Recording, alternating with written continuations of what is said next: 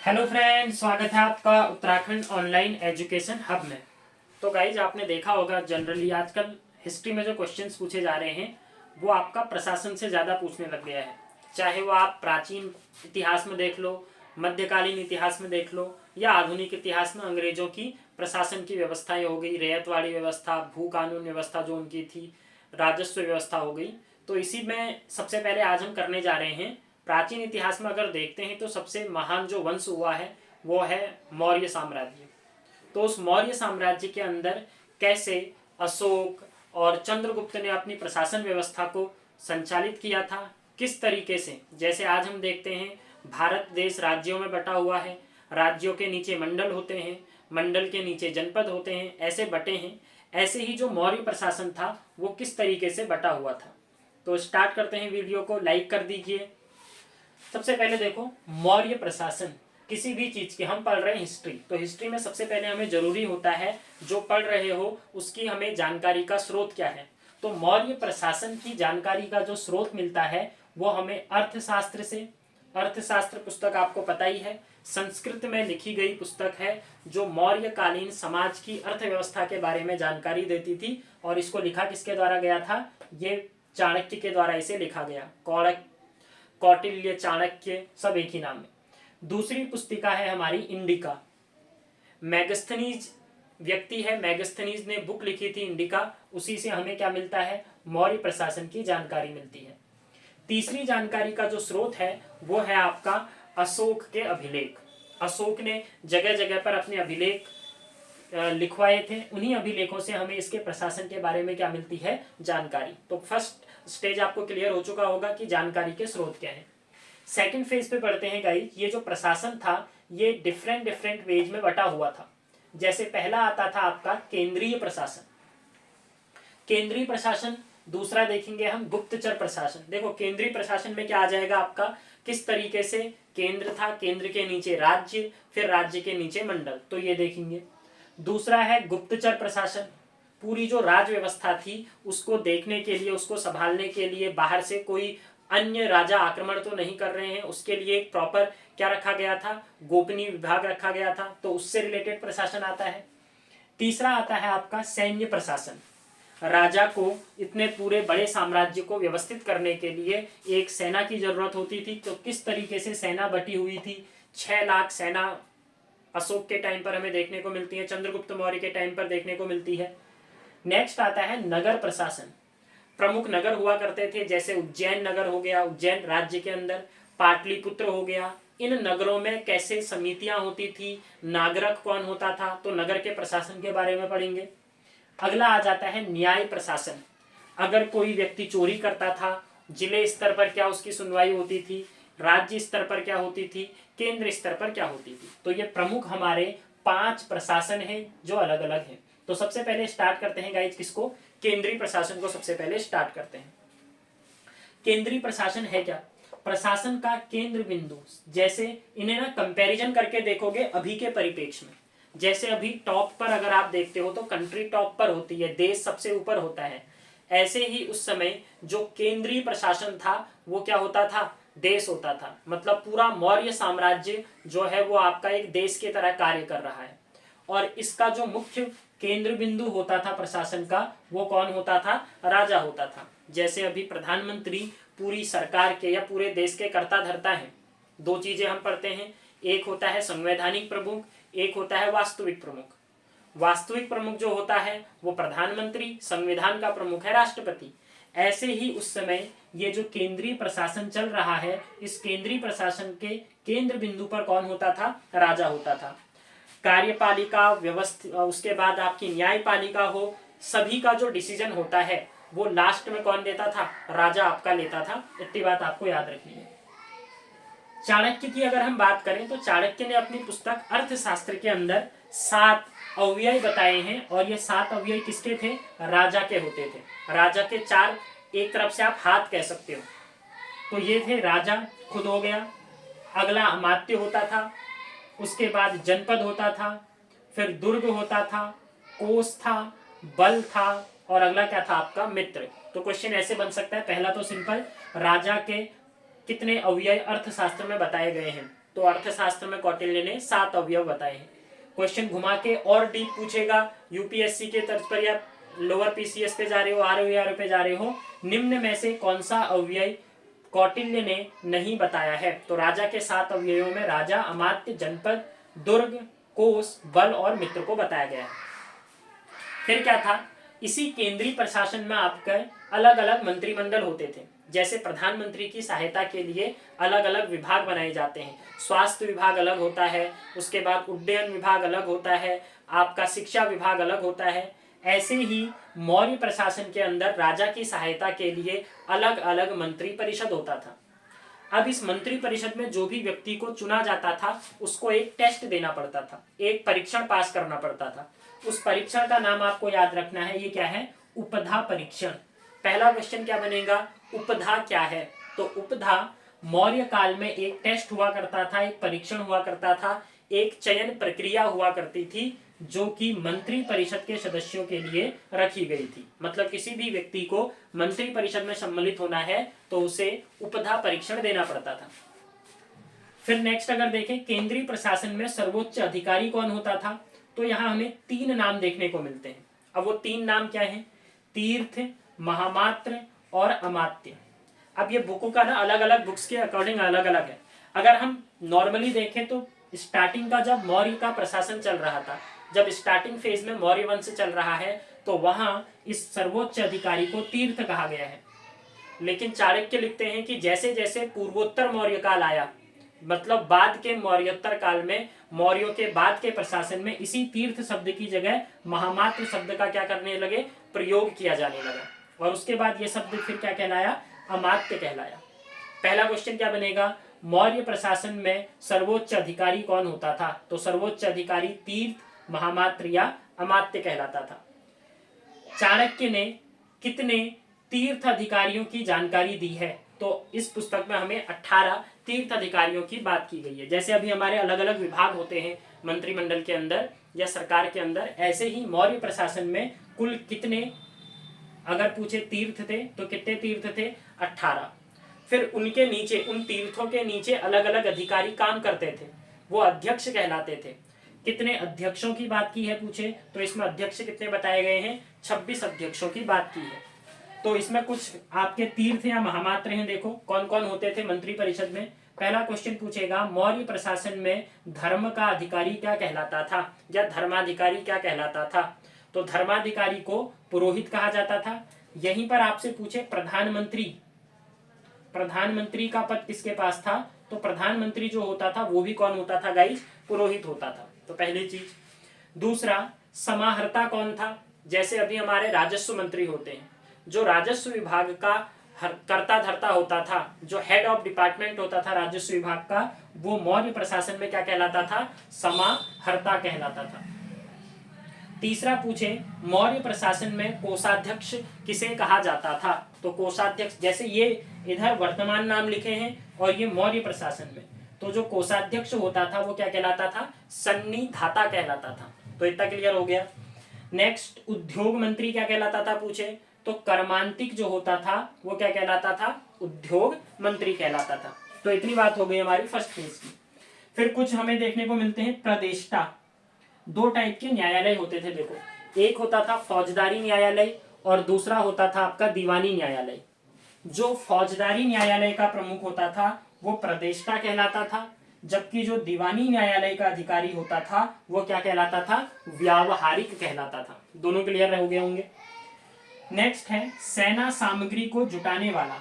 सेना के लिए जो भी सामग्री है, युद्ध के लिए हथियार इकट्ठे करने हैं, उनके खाने पीने की व्यवस्था करनी है, तो इसके लिए अलग अधिकारी नियुक्त था और ये कहलाता था आपका क्या? दंडपाल कहलाता था। देखो, दंडपाल से ये मत कर देना कि दंड देने वाला अधिकारी। सेना के लिए आवश्यक सामग्री जुटाने वाले अधिकारी को क्या कहा जाता था? दंडपाल कहा जाता था।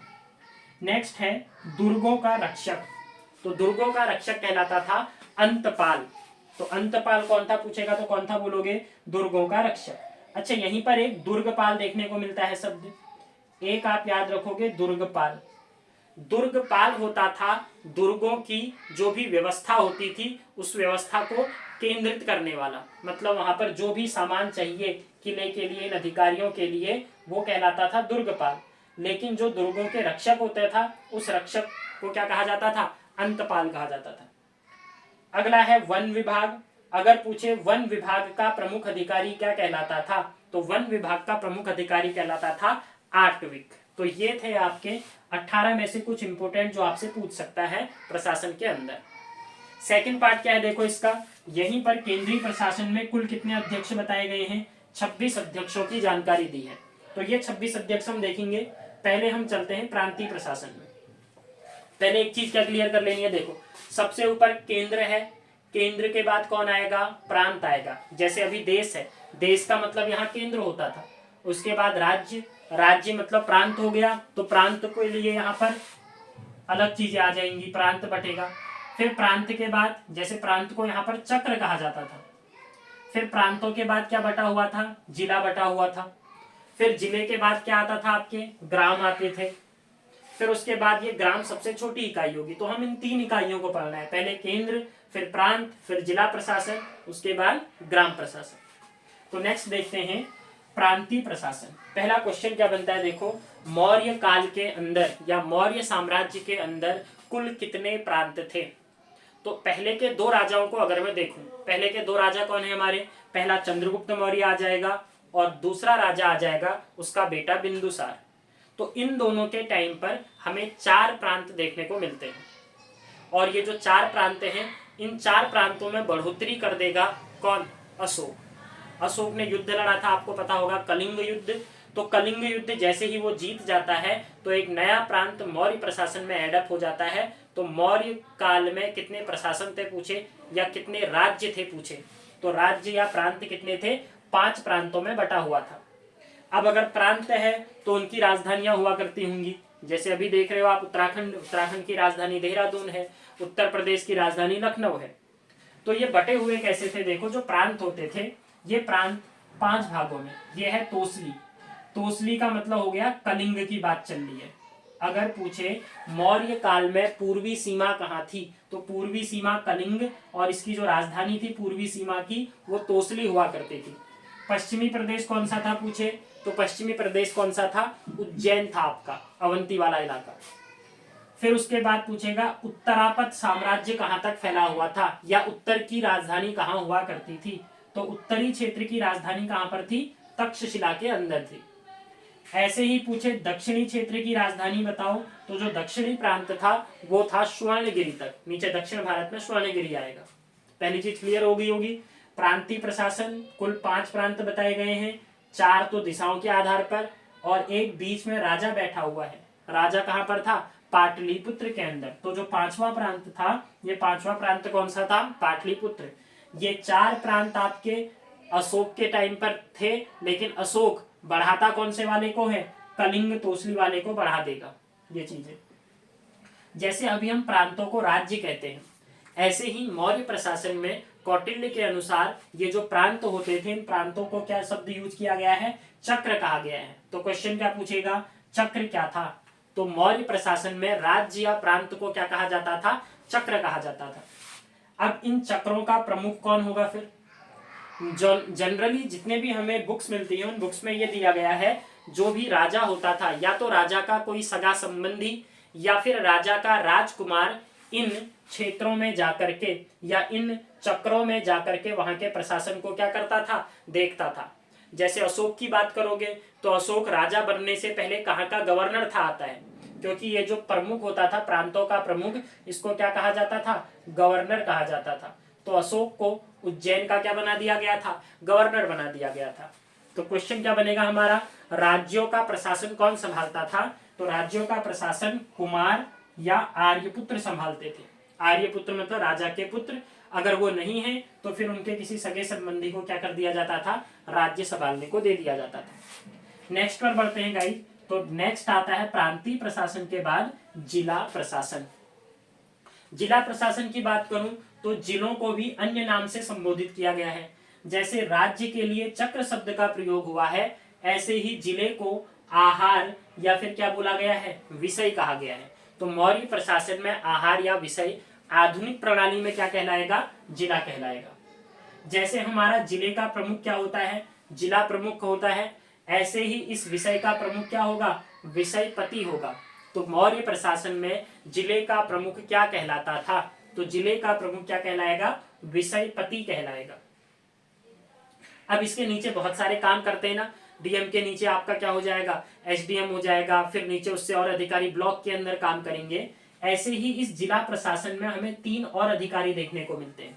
वो कौन कौन है, ये है प्रादेशिक, रज्जुक और युक्त। पहला क्वेश्चन क्या बनेगा, देखो, निम्न में से कौन सा अधिकारी जिला प्रशासन के अंदर आता था। तुम्हें वो एक प्रादेशिक दे देगा, एक तुम्हें महामात्य दे देगा, प्रांतपति दे देगा और स्थानिक दे देगा। तो आप क्या बोलोगे, जिला प्रशासन में प्रादेशिक आएगा। तो प्रादेशिक प्रदेश समझ के मत करोगे। पहला मैंने क्या बोला, 3 ही अधिकारी हैं जो जिला प्रशासन में देखने को मिलेंगे। पहला कौन है, प्रादेशिक, दूसरा रज्जुक और तीसरा क्या होता था, युक्त होता था। इन सभी के ऊपर कौन है, इनका हेड बॉस जो है, इनका बॉस है विषयपति। तो जिले का प्रमुख विषयपति कहलाएगा। इस विषयपति के अंदर 3 मेन अधिकारी काम कर रहे हैं। प्रादेशिक, इसका काम कानून और भू राजस्व के लिए था। अब ये भी प्रादेशिक भी क्या है, देखो गाइस, ये आप कह सकते हो एसडीएम लेवल का अधिकारी है।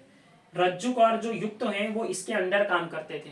ये सारी रिपोर्ट देंगे प्रादेशिक को, फिर प्रादेशिक दे देगा विषय, जो भी हमारा विषय पति है। रज्जुक आ जाता है और रज्जुक का काम क्या होता था, न्यायिक व्यवस्था को देखना। न्यायिक व्यवस्था का मतलब क्या है, जिले के अंदर जो भी न्यायालय है, जैसे जिला न्यायालय होता है वहां पर डिस्ट्रिक्ट मजिस्ट्रेट बैठे होते हैं, ऐसे ही मौर्य साम्राज्य में जिले के अंदर जो डिस्ट्रिक्ट मजिस्ट्रेट होता था वो रज्जुक होता था। थर्ड आपका, फोर्थ क्या है, युक्त। युक्त का काम भू राजस्व को इकट्ठा करना होता था। ये राजस्व की प्रणाली, मतलब जो भी कर आ रहा है उसे इकट्ठा करेगा, उसे प्रादेशिक को दे देगा। तो ये हमारे 3 अधिकारी किसके अंदर आ जाते हैं, जिला प्रशासन के अंदर आ जाते हैं। नेक्स्ट, इससे छोटी इकाई अगर देखोगे तो इससे छोटी इकाई आ जाती है गाइस ग्राम प्रशासन। तो सबसे पहले प्रांत, प्रांत से नीचे जिला, जिला से नीचे क्या होगा, ग्राम। सबसे छोटी इकाई पूछेगा तो ग्राम थी। प्रधान कौन होता था, ग्रामीणी इसका प्रधान होता था। कहीं कहीं इसे ग्रामिक भी कहा गया है। 10 गांवों का एक समूह। देखो, जिला और गांव से बड़े भी एक चीजें थी। जैसे आप देखते हो गांव, गांव के बाद एक क्या होता है, क्षेत्र पंचायत होती है। जिला पंचायत और गांव के मध्य में क्षेत्र पंचायत थी। ऐसे ही जिले और गांव के मध्य में एक क्या होता था, 10 गांवों का समूह होता था। और इस 10 गांवों के समूह को क्या कहते थे, संग्रहण कहा जाता था।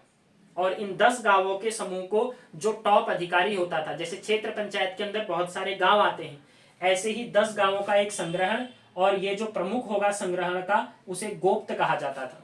तो क्वेश्चन पूछे, इनमें से कौन सा अधिकारी 10 गांवों का प्रमुख होता था, तो 10 गांवों का प्रमुख मौर्य प्रशासन में क्या कहलाएगा, गोप्त कहलाएगा। आई होप इतना आपको क्लियर हो गया होगा गांव प्रशासन। तो एक बार इकाई अगर मैं देखो पदाधिकारियों के क्रम क्या थे। सबसे ऊपर राजा आएगा। राजा केंद्र का अधिकारी होता था। सब कुछ सारी बातें इसी पर टिकी हुई है। राजा अच्छा है तो नीचे प्रशासन अच्छा होगा। तो केंद्र या धुरी जो होती थी प्रशासन की, तो प्रशासन की धुरी राजा होगा। राज्यों में प्रांत आओगे, प्रांत का जो प्रमुख होगा वो प्रांतपति। अगर प्रांतपति ऑप्शन में नहीं दिया है तो उसे आप गवर्नर करके आओगे। फिर नीचे प्रांतपति के नीचे क्या आ जाता था, महामात्य आ जाता था। महामात्य मंडल का क्या होता था, प्रमुख होता था। इससे नीचे आओगे तो कौन हो जाएगा, विषयपति। विषयपति किसका प्रमुख होता था, जिले का प्रमुख। विषयपति को ही दूसरा नाम दिया गया है समाहर्ता। ठीक है, तो समाहर्ता या विषयपति कौन है पूछे, जिले का प्रमुख अधिकारी। इसके नीचे 3 अधिकारी काम करते थे, प्रादेशिक। प्रादेशिक के नीचे रज्जुक, और रज्जुक के नीचे कौन होता था, युक्त होता था। तो ये चारों जो अधिकारी हैं ये जिला प्रशासन की इकाई है। फिर जिले से नीचे जाते हो, मध्यवर्ती स्तर आ जाता है, क्षेत्र पंचायत वाला। क्षेत्र पंचायत के अंदर हमें स्थानिक देखने को मिलता है, और स्थानिक के नीचे कौन काम करता था, गोप या गोप्त काम करता था, जिसके अंदर 10 गांव आते थे। और सबसे छोटी इकाई कौन सी थी, ग्रामिक सबसे छोटी इकाई थी, जो ग्राम का प्रमुख अधिकारी होता था। तो ये हो गया हमारा प्रमुख प्रशासन। तो मैंने पहले ही आपको क्लियर करा था। पहले हम देखेंगे केंद्रीय प्रशासन। केंद्रीय प्रशासन के बाद अगला देखने को मिलता है हमें क्या, गुप्तचर प्रशासन। तो गुप्तचर प्रशासन में सिंपल आपको ये देखना है, मौर्य काल से गुप्तचर व्यवस्था स्टार्ट हो चुकी थी।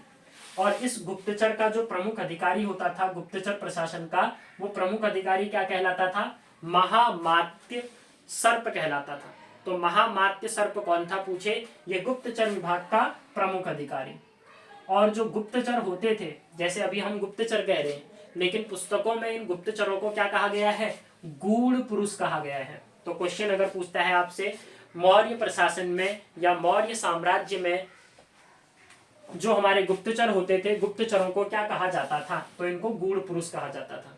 और जो अंगरक्षक होते थे, यहीं पर इन गुप्तचरों में गाइस क्या किया गया था? महिलाओं को भी क्या किया गया था? सम्मिलित किया गया था। पहली बार महिलाओं को गुप्तचर विभाग में लाने वाला जो अधिकारी था चाणक्य था। चाणक्य ने गुप्तचरों के रूप में महिलाओं को भी नियुक्त कर दिया था। अब इस गुप्तचर विभाग को देखोगे तो ये दो भागों में बटा हुआ था। एक को बोला जाता था संस्था और दूसरा होता था संचरा। संस्था का मतलब हो गया एक उनका ऑफिस बना हुआ है और उसी ऑफिस से वो काम कर रहे हैं, संस्था है, वो उनको इधर उधर नहीं चलना है। तो एक जगह पर जो स्थिर व्यवस्था थी, स्थिर गुप्तचर विभाग संस्था कहलाता था। और दूसरा होता था संचरा। संचरा चर, चर शब्द का प्रयोग भी गुप्तचर के लिए किया गया है मौर्य प्रशासन के अंदर। संचरा क्या होता था? जो एक स्थान से दूसरे स्थान पर चरण करते रहते हैं, मतलब घूमते रहते हैं। अब जैसे हमें गुप्तचर होते हैं तो गुप्तचर एक जगह पर स्थान पे तो रहेंगे नहीं। जो टेस्टिंग वाला काम हो गया या रिपोर्ट्स आ रही है उनको जांचना, वो संस्था का काम है।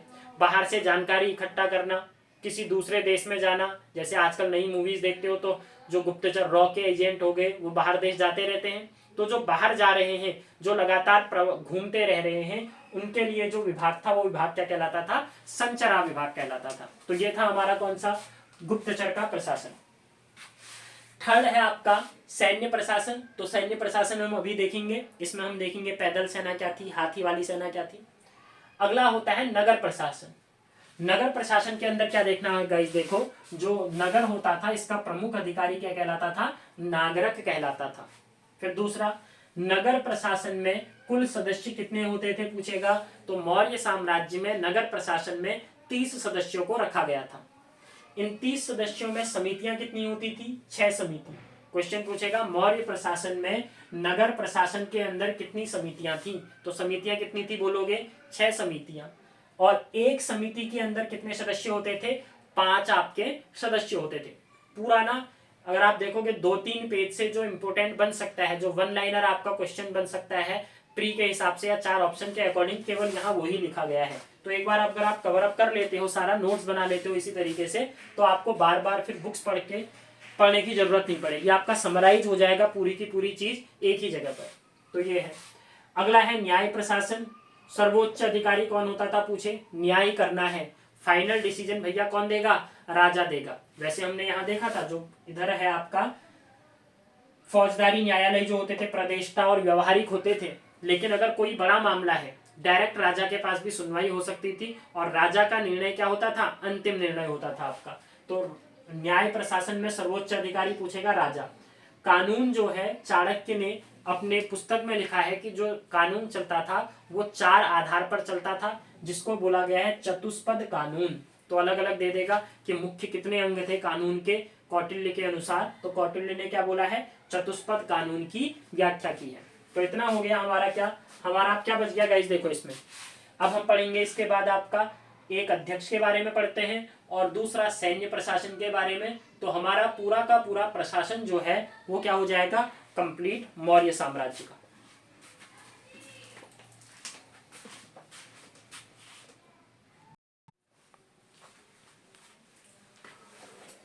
तो गाइस 26 अगर अधिकारियों की हम बात करते हैं, कौन से 26 अधिकारी थे उनमें प्रमुख पढ़ने हैं, 26 के 26 नहीं पढ़ने हैं। तो उन प्रमुख अधिकारियों में देखो, क्वेश्चन अगर पूछे वाणिज्य विभाग का प्रमुख क्या कहलाता था?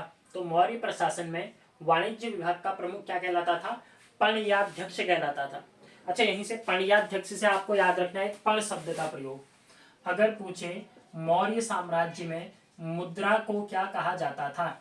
जो मुद्रा होती थी, जो राजकीय मुद्रा थी, जैसे अभी हमारी राजकीय मुद्रा रुपया है, ऐसे ही मौर्य प्रशासन के टाइम पर जो राजकीय मुद्रा होती थी उसे पण कहते थे।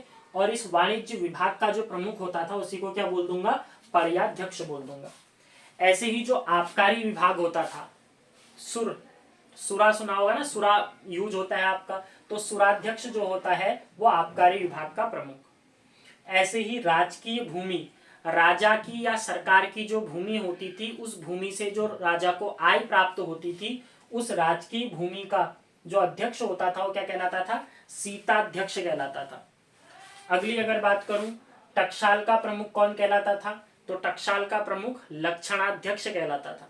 टकसाल का मतलब होता है जहां पर मुद्रा का निर्माण होता है। तो मुद्रा का जहां निर्माण होता है टकसाल अधिकारी, या जैसे अभी गवर्नर हमारे क्या है, टकसाल किसके नियंत्रण में है? आरबीआई के नियंत्रण में है। तो आरबीआई का हेड हमारा क्या होता है? गवर्नर होता है ना। तो ऐसे ही उस समय वो जो टकसाल होती थी उसका हेड क्या कहलाता था? लक्षणाध्यक्ष कहलाता था। नेक्स्ट पर जाऊं, खजाने या राजकोष का अधिकारी, जितना भी राजा का खजाना है उसका जो पैसे पैसे का पूरा जो मामला देखता था वो कोषाध्यक्ष कहलाता था। खानों का अधिकारी, कोयले की खाने, लोहे की खाने, ऐसे अभी हैं, उस समय हमारा सोना निकलता था, तो वो जो सोने की खाने होती थी उसका अधिकारी आकाराध्यक्ष कहलाता था। ऐसे ही महालेखाध्यक्ष, जिसे महालेखा परीक्षक कहते हो भी आप, कंट्रोलर एंड ऑडिटर जनरल, तो वो अक्षपटलाध्यक्ष कहलाता था। जुआ निरीक्षक अधिकारी, भैया कहीं जुआ तो नहीं चल रहा है, पूरी अगर चल भी रहा है, जैसे अभी 130% है आपका जुआ, अगर ऑफिशियली जुए पर जो सरकार पैसा लेती है वो 30% लेती है। ऐसे ही उस समय जुआ निरीक्षक अधिकारी क्या कहलाता था? द्यूताध्यक्ष कहलाता था।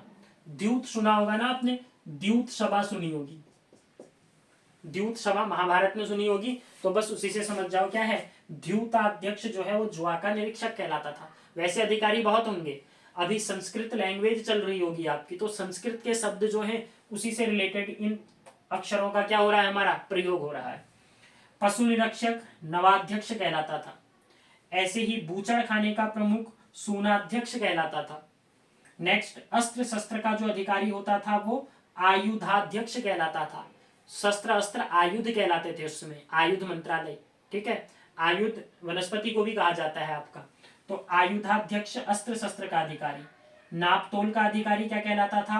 पौतवाध्यक्ष कहलाता था। नाप तोल, प और तो दोनों आएंगे, यहाँ देखो इसके पास भी प और तो दोनों आएंगे, पौतवाध्यक्ष।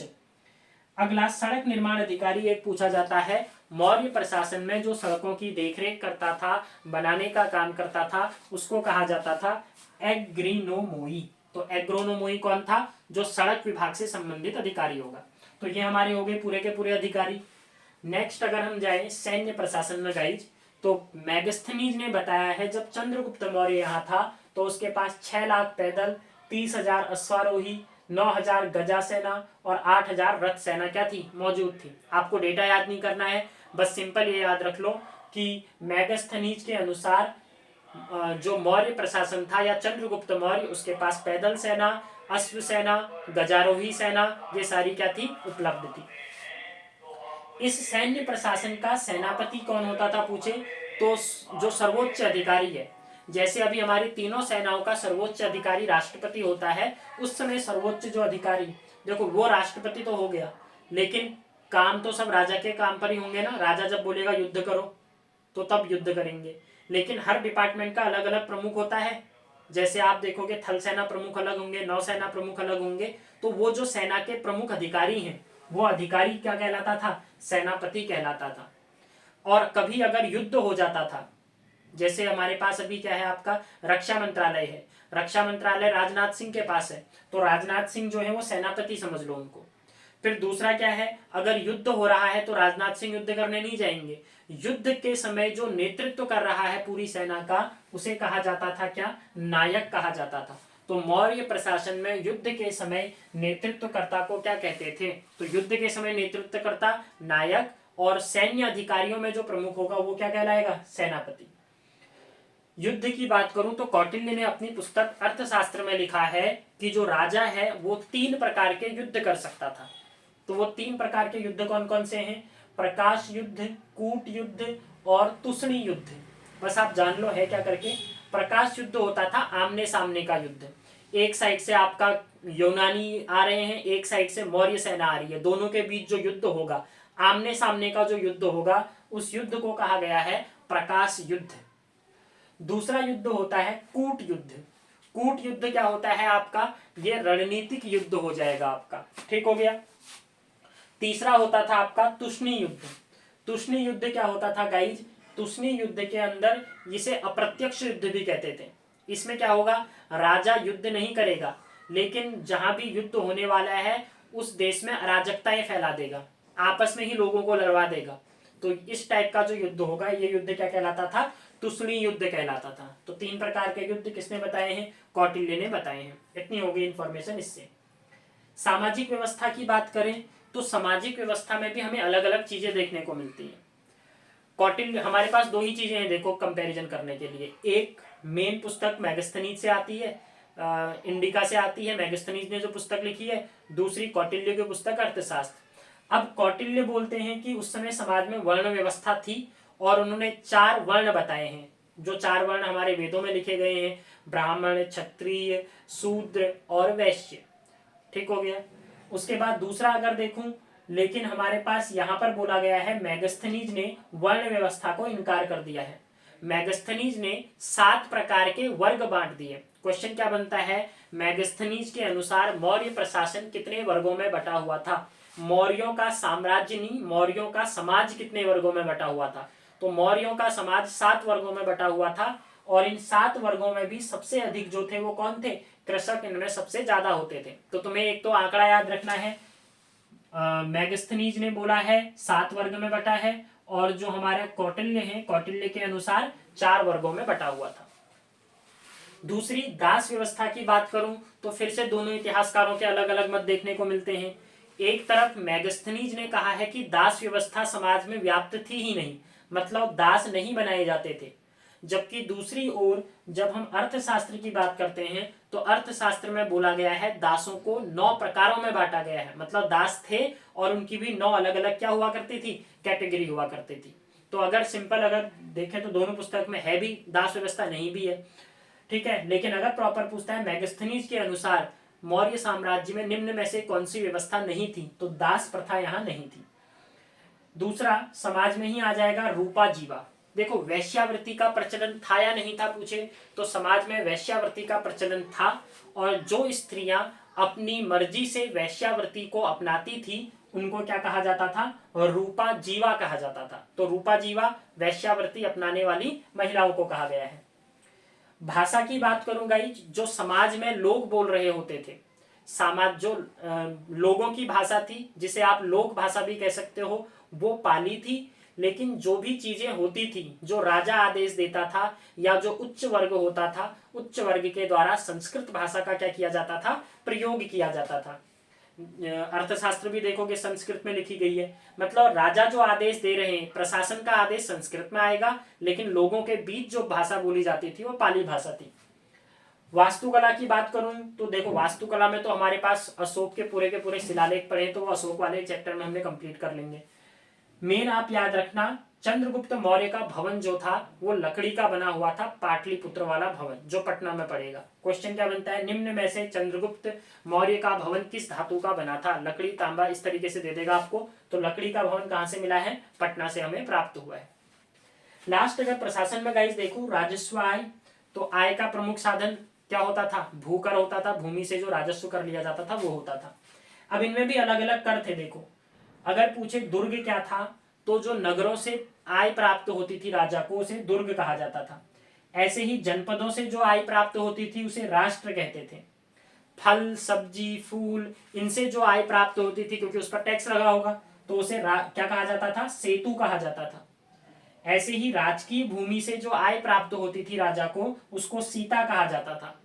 सीता भूमि से आय है, सीताध्यक्ष जो है वो आपका प्रमुख कृषि अधिकारी था। हिरण्य क्या था पूछे, तो नगद राजस्व, जो नगद टैक्स लिया जाता था जनता से, उसको हिरण्य कहा जाता था। पशुओं से जो राजस्व आय होती थी प्रशासन में, उसे ब्रज कहते थे। सिंचाई से जो कर आता था उसको उदक भाग कहा जाता था, उदक कुंड को कहते हैं। तो कुंड मतलब पानी, तो सिंपल याद रख लेना, सिंचाई कर उदक भाग था। राजकीय मुद्रा क्या थी बता दिया है मैंने, पण जो है उस समय चलती थी मुद्रा के रूप में।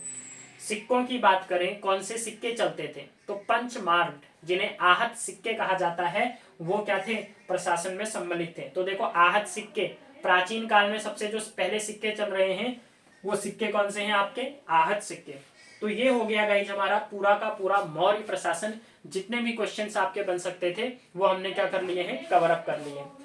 एक बार आप क्या करोगे, देखो स्टार्टिंग में अभी तक आपने कहानी की तरीके से पढ़ा होगा हिस्ट्री को, कि चंद्रगुप्त मौर्य आता है, बिंदुसार आता है, उसके बाद आपका अशोक आ जाता है, अशोक के शिलालेख हो गए। लेकिन धीरे धीरे जैसे जैसे पैटर्न बदल रहा है ना, आपको उसी के अकॉर्डिंग अपनी तैयारी को करना पड़ेगा। तो आप 1 या 2 बार वीडियो को सुन लोगे और इसका स्क्रीनशॉट ले लो, एज इट इज नोट्स बना लोगे आप, तो 1 पेज या 2 पेज में आपका ये कंप्लीट हो जाएगा। 4 या 5 बार आपको पढ़ना है तो आपको खुद ही चीजें फिर क्या हो जाएंगी? ये याद हो जाएंगी। 2 ही तरीके हैं आपके पास, या तो आप स्किप करके दूसरी चीजों को पढ़ो जो पहले पैटर्न के आधार पर था, जो पुरानी है, थ्योरी की तरह हिस्ट्री को पढ़ते जाओ, फिर क्वेश्चन कहीं और से बने। दूसरा है कि थोड़ा दिमाग पे जोर डाला जाए, थोड़ा और मेहनत की जाए और इन चैप्टर्स को क्या कर लो? कंप्लीट कर लो। तो ये हमारा था मौर्य प्रशासन। अब इसके बाद हम नेक्स्ट में देख लेंगे। देखो मौर्यों के बाद हमारा प्रशासन टूट जाता है, शुंग काल आएगा, ये चीजें चलेंगी। लेकिन क्वेश्चन पूछा जाएगा अगला, हम सीधे गुप्त पे जाएंगे। तो गुप्त काल में कैसी प्रशासन की व्यवस्था थी, मुद्राएं क्या होती थी, वहां पर ये जो हमारे अध्यक्ष होते थे ये क्या कहलाते थे, तो हम उसको कवर अप कर लेंगे। तो ये 4-5 वीडियोज आपकी जो चलेंगी नेक्स्ट, ये आपकी केवल प्रशासन पर आधारित होंगी, जिससे आपके आजकल क्वेश्चन बन रहे हैं। वीडियो अगर गाइज आपको पसंद आ रही है तो लाइक कर दीजिए। कमेंट में आप बता सकते हैं कोई भी चीज आपको लग रही है कि नहीं और कुछ सुधार हो सकता है तो वो आप बता दीजिए। और जो प्रॉपर नोट्स हैं या फिर जो वीडियो हमारे क्लासेस चलेंगी वो ऐप पर हैं, या आपको सारी की सारी ऐप पर भी मिल जाएंगी। जितने नोट्स हैं आपके उत्तराखंड या फिर हिस्ट्री, ज्योग्राफी, आप कमेंट बॉक्स पे लिंक दिया है प्रतियोगिता ऐप का, उसे डाउनलोड कर लीजिए। मिलते हैं न्यू वीडियो के साथ, तब तक के लिए bye, thanks, have a good day.